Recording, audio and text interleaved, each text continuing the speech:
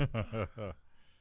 Oh, golly, last night for a few minutes I had on Ninja Warriors. Oh, yeah, I love it. Oh, my I love God. it. Those There's guys a are place awesome. in Miami that you can actually train at. Really? Yeah, Ninja Lounge. It's owned by a big developer. We're live. Good afternoon, Tampa Bay. This is the DuPont Registry, Tampa Bay, coming to you from the World International Headquarters, the DuPont Registry, located just off of Ulmerton Road in St. Petersburg, Florida. It's another great day in Tampa Bay. My name is Tom DuPont. I'm the publisher of the DuPont Registry, Tampa Bay, and we have a very special guest today. We have Mr. Jay Phillip Parker, CEO of Douglas Elliman Florida Brokerage. It's a pleasure to be here, Tom. Thank you. It's such an honor to be at such a prestigious publication. Well, we're honored to have you here, sir, because Florida, Douglas Elliman Florida Brokerage, you've been head of it since 2013. That's correct. But Douglas Elliman has been around since 1911. A long time. A long time. That's longer than me. Just a few years. Just a few years. So this is really exciting for our area to have a company like Douglas Elliman be interested in the greater St. Pete area. So this must have been a slow process and maybe an interesting process by which you thought this would be a market you want to be in. Yeah, you know, Tom, it's interesting. We've had tremendous success growing Douglas Elliman across the country. And I always go back to what I found to have been some of the most invigorating and wise words of our chairman, Howard Lorber, when I talk about what we've done and why we've been so successful. And what always stands out to me when I look back at my years at Douglas Elliman and the growth of our company is his wisdom in saying that we as Douglas Elliman want to be in all the markets that our clients want to be in.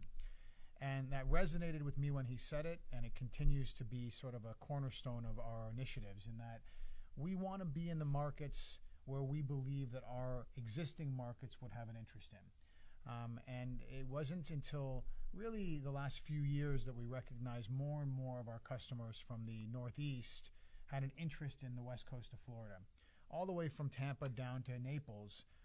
And so it really became a question of where we would find the right opportunity, recognizing that whether it's St. Pete or Clearwater or Tampa or Naples or Sarasota, there was a real draw to the west coast of Florida for so many reasons, and we wanted to be a part of it. Well, I don't blame you. I moved here in 1976, so I'm practically a native in the Tampa Bay area. But I can tell you, St. Petersburg was the sleepiest, quietest, melancholy, kind of down in the mouth, but happy, just comfortable little town. And it is dramatically changed, and I'm not the least bit surprised that you and your client base are interested in St. Pete because it is blooming and bursting with activity, and all of it is at the very top end, just the best quality you can imagine. Well, I think it kind of goes hand in hand. You know, when you look at where does the New York Manhattanite want to live when they look for lifestyle, when they look for culture. And so, you know, the sleepy, quiet little towns don't necessarily resonate with somebody that's coming from the heart of the universe. But at the same time, and I use this word almost like it's one I created, but I don't think it is, I use this Florida-esque word in that people want Florida. They want to still enjoy the elements of Florida that are quiet and calm and tropical, but at the same time, they want culture. They crave culinary establishments and water lifestyle and all the things that I think really have evolved so rapidly and dramatically in the Tampa Bay area. And for those same reasons, I think that more and more people, both from the Northeast, the Midwest, obviously, which is we've always been a hot spot for them, but also even the East Coast of Florida are starting to say, you know, I want a little bit quieter, slower pace, but I still want the energy and exuberance and excitement, and as you say, character and quality that I think this entire part of the market really represents so beautifully. Yeah, now we've talked already about St. Petersburg, but we also have Tampa, which is going through this resurgence, renaissance, courtesy of Water Street, Jeff Vinnick. But if you go down the Bay Shore, there's some of the most gorgeous condominium, high-rise buildings, and you're moments from town, from the arena, from the Florida Aquarium, from the Tampa Museum of Art. Same thing in St. Petersburg. You're walking distance from some of the great museums in Florida and the most beautiful waterfront of any city in Florida. Yeah, I'm fascinated. In fact, we met with Mr. Vinnick's team about 3 years ago. when really the plans were just that, a vision. And that was really the initial drive behind our interest in the Tampa market, recognizing their vision and the validity of their vision, the complexity of their initiative, including retail and office and hospital and education and vertical living. Soon to be the Addition residences, which we've been very fortunate to have sold both in West Hollywood and in Miami Beach. Coming to this market really is, I think, validation for what we see, and clearly what Vinick saw and what the SPP team sees. It's one additional step towards the sort of enhancement, the revitalization of a market that was really not known for luxury living and retail and lifestyle. So there's a lot that Tampa's always had to offer, but it sort of became a quiet town when all the businesses left. And now with the introduction of luxury residential living and so many new projects, that interestingly, and I'm a big believer in everything that they're doing on Water Street and also what's happening on the other side of the bay or of Tampa. But what's very interesting to me is that the market still has a very short inventory. As I understand it, there's less than 300 units planned for downtown Tampa, and there were days when we heard about 20,000 units being planned for downtown Miami, and yet we're only half the size.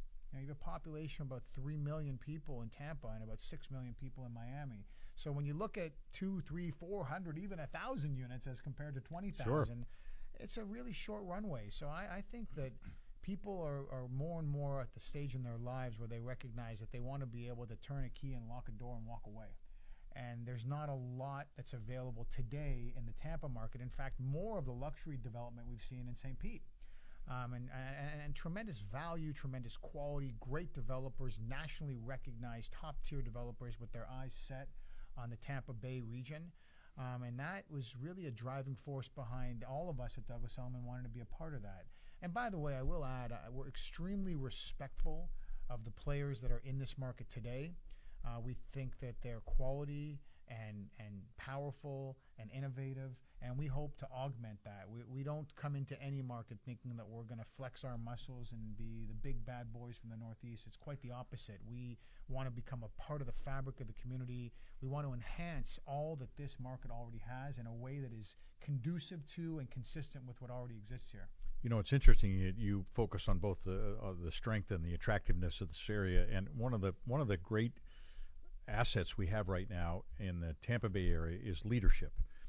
Between the leadership in St. Petersburg and political leadership I'm talking about, and the political leadership in Tampa, they are really forward-thinking people, and they're very interested in tomorrow. But you know what? They still want to protect yesterday. They know that the core strength of this area is the small history we've had for a long period of time, and not to let go of that just to become bigger. So they've selected the way to get bigger as being only tightly focused. One of the reasons why we probably don't have that many units. You're right. They've been very cautious about it. It's a very delicate balance. Very delicate balance. I had the pleasure of meeting the mayor of St. Pete, and I was taken by our conversation, by his vision, by his commitment to all the things you talk about. And I look forward to meeting the mayor of Tampa. I think that there's extraordinary vision in this market, and I really hope that we can do our part to be a very important part of it. And I will just add to that, one of the things that we do that enhances markets is exposure. When you want to talk about something you add and you want to get it to as many people as possible, you might put a billboard on a highway. A lot of eyeballs. But our market is different. Our marketing strategies are really focused on reaching a certain profile of buyers and sellers around the country, around the world. Our partnership with Knight Frank allows us global exposure. So when you take a property, whether it's a $5 million home or a $500,000 condo, and you expose it to buyers and sellers throughout the globe, you're really getting more people to recognize the charm and the elegance and the culture that this region has to offer. And that will drive more people to come here and ultimately raise values. We appreciate you expanding the exposure for the marketplace. But I have to tell you one thing. One of the bylines we've used so often at the DuPont Registry throughout all of our magazines is, we're not really interested in millions of eyeballs. we're interested with eyeballs with millions. Exactly. And it would seem that Douglas Elliman is looking at that same thing to Very much so. I'm probably not rifle targeting, but at least narrowing your focus of what you're exposing, of the people you're exposing your firm to, but also making sure that what you're putting in front of them is something that they'd be interested in. It's the key. It's the key to any good marketing strategy. Yeah. It's not, what we do is very similar to what you do. We deal with a very discerning clientele that has unique needs and interests, and we want to make sure that when they look to validate or explore or study that product, whether it be a limited edition sports car or a one-of-a-kind piece of real estate, we want to make sure they have the right advice, the right direction, the right information. So if I'm coming to your firm and I'm looking at moving to Florida, I can get you to present properties to me throughout the hot spots in Florida. Where else is Douglas Elliman located? I know down on the East Coast. It's Naples? interesting. We're not in Naples. We hope to be there soon. We started out in Miami Beach. We've expanded into basically Bay Harbor, Sunny Isles, Aventura, Fort Lauderdale, Delray, Boca Raton, Palm Beach, Wellington, Jupiter, as far north as Jupiter. And now, fortunately, with the acquisition of Strickland Property Group and the leadership of Bonnie Strickland and the reputation that she has and the great talent that she's had in marketing luxury properties, we're happy to be here in a part of St. Pete. So we're the first West Coast office. Yes, sure. First West Coast in Florida. We are in California and Colorado. Well, we also call this the first West Coast of the United States. Do you? The sun sets here first. Good Way point. before California. Good point. So Bonnie Strickland, boy, she has a great reputation. How did you make this union occur? We received a phone call from a gentleman that knew her that expressed that she'd been receiving a number of phone calls and that we should meet with her as well. We came over and met with her and had a tremendous affinity for her, for the very, very narrow but very unified and powerful group of realtors that worked with her. We felt that her focus on luxury, on a quality, responsible realtor, resonated with us and our platform. We believed that aligning with somebody that knew the market, had a good reputation in the market, had a powerful, tight group of realtors would only enhance our ability to grow effectively and intelligently. And quite frankly, we've spent the last few months really sharpening our tools and our resources and making sure that we're ready to start to open our doors to additional top-tier agents in this market. And thankfully, I'll tell you, Tom, the phone's been ringing with great quality candidates that want to become a part of our family and leverage our reach and our platform. So your view on the current real estate market is pretty positive. You think especially Florida is going to be in good shape for the next few years? Yeah, I mean, look, we have, there are times in my career when I look back and recognize that it was a perfect storm. And that resulted in all kinds of very difficult things happening to our economy, to our real estate market, to our banking systems, et cetera. Today, Florida, I think, is in a perfect storm for the opposite. We are benefiting, without a doubt, from tax reform. And it's an interesting transition because not only are there more and more people looking at the state of Florida, but the type of people are typically high net worth, ultra high net worth. And I'm not ignorant to the importance of having a balanced market. We don't only want to be for the rich. But what happens is, as you drive those buyers and those consumers into this market, it benefits in a very effective snowball fashion all aspects. So you're going to see more restaurants, more cultural institutions, better hospitals, better educational institutions, and ultimately better housing in all levels. And so I think that the tax reform, combined with the age of our domestic population, many people now reaching that retiree zone, many more in the empty nester phase, and there's always been, we used to say that Florida was the last stop before heaven. And as much as it still is, it's also now the first stop. And so I think that we're seeing more and more younger people moving here and building families here and looking to capitalize on what a great quality of life we have. And that combined, so you have tax reform, the age of our population, and also interest rates, historic lows on interest rates, which means that people have more buying power, a greater ability to qualify for more. And so I think that short of anything beyond of our control, I think we're in a very strong position in the state of Florida. Yeah, I would agree with you. I'm fairly active in the statewide leadership activities, and we have a governor who's focused on the future, who has just come into office. It's his first time as an executive level politician, and he's turned the world upside down. And he said, look, we're going to make Florida a better place, and he is. And that leadership has led to the commercial side of it, the business side of it, recognizing Florida as a place to locate their business, as opposed to somebody who's just coming to retire. Not to take the retirees out. They're great. Now let's walk on one other key part here, and you have to give me a little perspective. Your markets must respond to having sports teams, and we are blessed in this area because we're the Buccaneers, who and a stadium that is almost second to none in the country. There's some a little more modern to have a few little touches, but Raymond James Stadium is the best. And then we have Amalie Arena with the Tampa Bay Lightning. And for those folks up in New York, I have to apologize because we like to pick on the Rangers, and we like to pick on the Giants, and we like to, most of all, to pick on the Yankees. And there's a tremendous friendly, strong rivalry between the Northeast and Tampa over these sports teams. But sports has got to be an important part of the marketplace. Well, look, first of all, I'm from Toronto, Raptors fan, so I'm really excited to say that we're the national champs. Yes, you are. Congratulations, incidentally. But at the same time, look, we are very involved, both as a firm with a sports and entertainment division, where we have about 70 agents, which may sound like a lot, but out of 7,000 agents, that's 1%, that are part of our sports entertainment division that really link quality agents that have experience working in that sphere, understand the importance of privacy and confidentiality, and also really genuinely looking out for the best interest of somebody that might be making a hell of a lot more money than they've ever made in their lives. And that's been a part of our organization. In addition to that, in Manhattan, we sponsor Celebrity Row at the Knicks.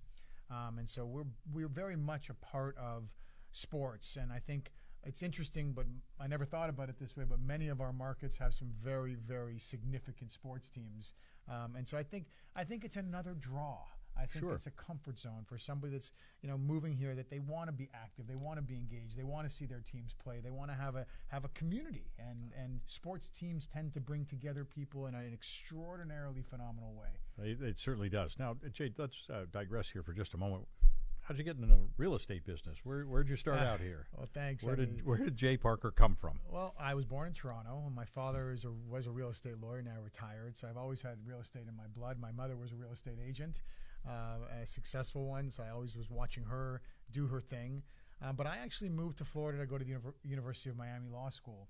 I always felt like having a law degree would be an enhancement to my career. And I was fortunate to practice law for a number of years for a large law firm, and then spent some time in New York as counsel for a large telecom merchant bank company, essentially. And I moved back to Florida about 20 years ago to start my own law firm, a title insurance company. And in building my title insurance company, I was very fortunate to have worked with many of the top real estate agents in the Miami Beach market. And I became, in many ways, an advisor to these realtors, to their brokerage firms, to the agents. Interestingly, noticing that there was a lot of small mom and pop brokerage firms that, by their size, were limited in what they could offer to an agent. Sure. But I also understood that to be able to offer what we do today would require an exorbitant amount of money. Very big challenge for anyone like me that would consider that. I was very, very fortunate that my predecessor introduced me to Howard Lorber about 8 years ago. My first meeting with Howard, we talked about the idea of me being a part of Douglas Elliman. But at the time, Douglas Elliman was essentially a franchise. We were known as Prudential Douglas Elliman. And the Prudential franchise in Florida had been sold to another company. So we weren't able to really unify what we had in Florida, which was Douglas Elliman Florida, and completely independent arm, with Prudential Douglas Elliman. So we agreed to keep in touch. Of course, I was enamored by him and fascinated by his wisdom. And a year later, he connected with me and he said, you know what? I'm going to rebrand this company as Douglas Elliman Real Estate, and we're going to be one company across all the country, all the state lines we want to be in. And I'd like you to be a part of it. And considered it for about an hour and decided to take a chance and leave my law practice and my title insurance company and come to Douglas Elliman. And I have to tell you, it's been the most exciting, invigorating, rewarding 6 years of my life. So up to 118 offices around the... 118 offices, over 7,000 agents. Wow. About $27 billion a year in transactions. Got to rank you right up in the top of brokerage firms in the country. You know, it's interesting. We are I think we're the third largest, but size has become far less important. We're not looking to be in every market. We don't need to be the biggest. We just want to provide the highest caliber of quality consultancy services to our clients in the markets that we know our clients want to be in. And look, it's also not a bad thing to be in the markets where the price points are high. You know, you work just as hard on a $300,000 listing as you do on a $30 million listing, and I can tell you that, you know, we've closed some of the most expensive luxury products in the world. We're seeing the price tags in the Tampa Bay area just skyrocket in the top end of the market. We've seen this tremendous expansion in the 10 million and up house and condominium. We just sold the record books, I think, show that we sold a $6+ million condo recently in the area. Was a transaction that was a record. We have an interesting development where I live called Bellevue Place. The old Bellevue Biltmore Hotel. Developer got a hold of it, tore off the junk, kept the main inn, built 4 condos around it, and we're like a new place. And I've been there since 1976. And so what's happened is people are repurposing it. Now, one other thing that I want to make sure we got on the table here, well, a couple of things, but number one is we mentioned about culture and museums and restaurants and about sports teams, recreation, the beaches, the golf courses, the tennis clubs. It's all here. Bike riding in Pinellas County, good chunk of it in Tampa as well, is incredibly easy to do around here for guys that want to get on a bike, want the exercise, and with the exception of August when it's too hot, the rest of the year it's pretty darn comfortable. And you know, you have to give up your bike riding in New York in the wintertime. Well, look, I mean, I always say that the number one amenity that you could ever offer somebody is lifestyle and luxury. Not luxury, lifestyle. Lifestyle, you got that right. People today are looking to stay young, to stay fit, to be well, focused on wellness and health and fitness. And there's no doubt that when you live in Florida, your ability to stay committed to wellness and fitness is that much easier. You know, people hibernate in the cold weather, and they certainly do. There's a cozy, warm family element to that's also to be cherished and appreciated. But I think, you know, certainly as people get older in life, they want to be able to capitalize on walking and biking and being able to enjoy the outdoors. It's interesting, you know, we historically would identify the highest quality of luxury as being on the beach. But today we have extraordinary luxury product being built off the beach because people that are moving there, they want to be able to be centric. They want to walk to the restaurant. They want to walk to an office building. They want to potentially take a scooter or one of these new birds or alternative mechanisms for transportation to where they want to be. And I think that all the markets here, Clearwater, St. Pete, Tampa, they really offer lifestyle at its best. Sure. Every element of quality is here. In fact, we just participated in the Dali exhibit. There's so much that this area has to offer, and I think that, you know, proximity becomes very, very important to people when they evaluate where they want to live. So in today's world, we have print media, and we have event media, and we have social and digital media. What's the impact of the website on the real estate business? Pretty huge. The internet has just blown it apart. You know, or at least rearranged it. We believe that marketing is a spectrum of outlets, and they're all important. And because, as you say, you know, we want to reach all of our potential clientele in whatever medium they choose to favor. So we produce our own magazine. We engage in online marketing. We engage in social media marketing. Social media is fascinating. It's addictive, and you're able to now showcase videos, and like we will showcase this video, to share with people something that they can actually watch free of charge and engage in and respond to. And so we explore all mechanisms and all mediums in marketing, and we're about to launch a brand new website, hopefully in the next 30 or 60 days.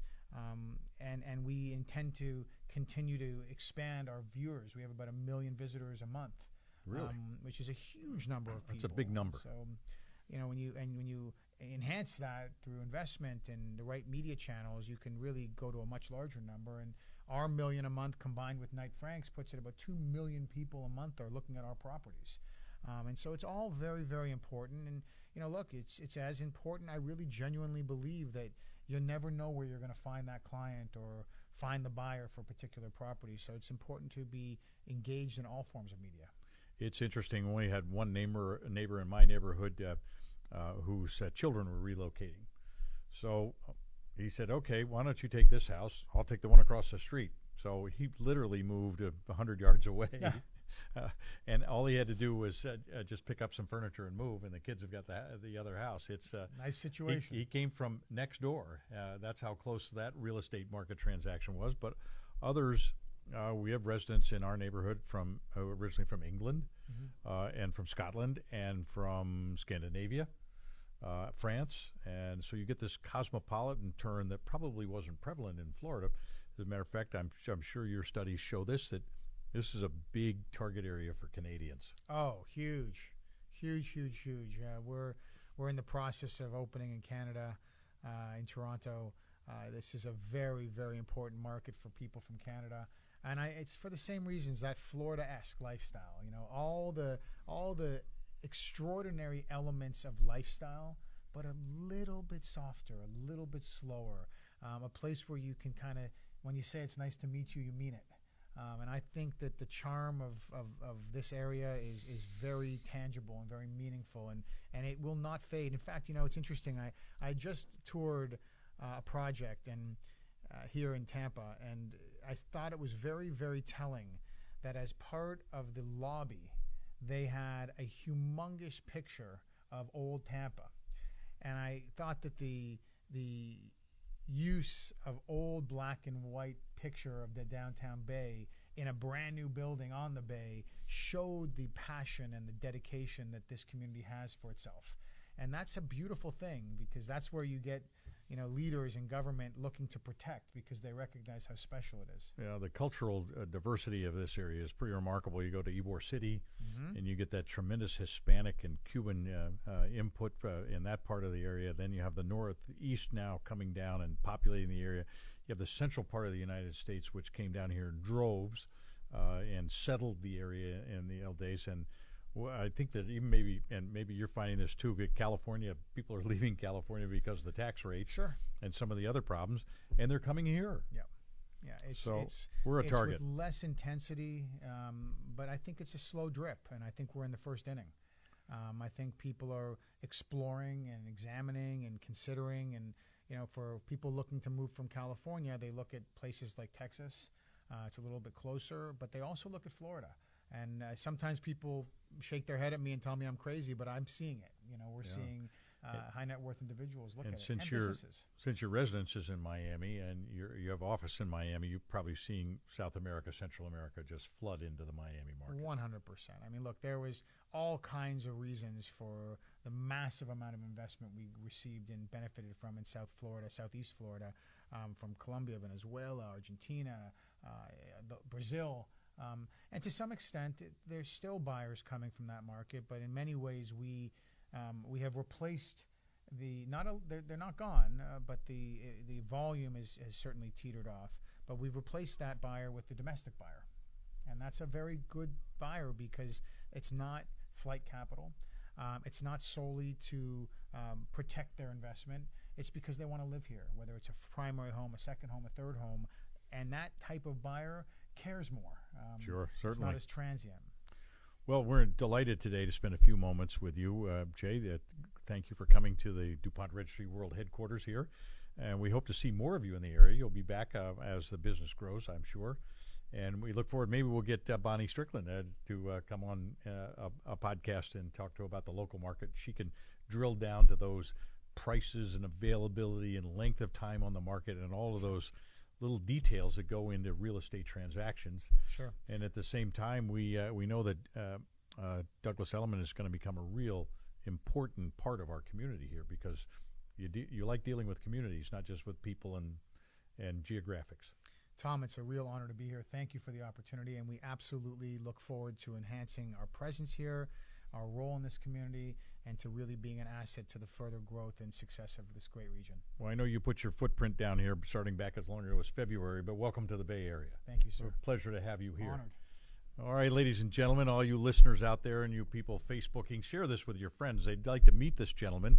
They'd like to know about his real estate adventures and know the Douglas Elliman firm and also Bonnie Strickland, who's their local office here in the Tampa Bay area. So we'll be coming to you again in another week on Tuesday, and we look forward to seeing you again. And in the meantime, go out and make it a great day, Tampa Bay.